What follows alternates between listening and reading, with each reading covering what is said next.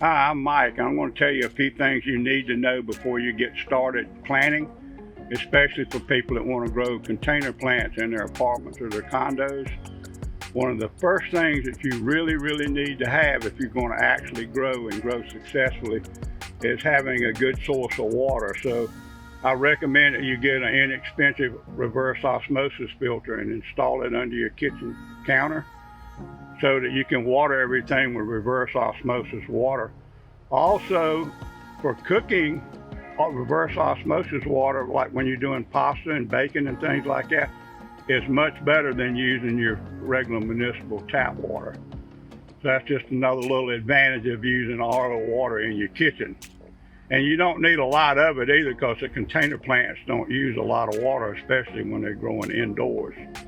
And we recommend two size containers for the stuff that we grow. We use a 12-inch container that can be a hanging basket or just a plain container.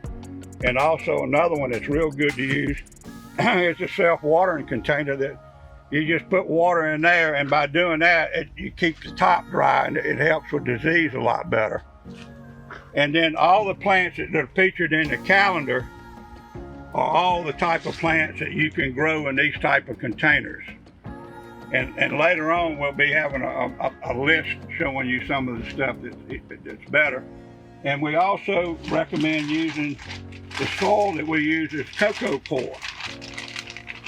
And the reason we use this is the cocoa coir is sustainable, and it also absorbs water a lot better, and it holds water a lot better, and it reduces watering. And it's very good for your plants, and you don't have to add a lot to this to get a really good plant. But this is the soil that we use from Coco Loco.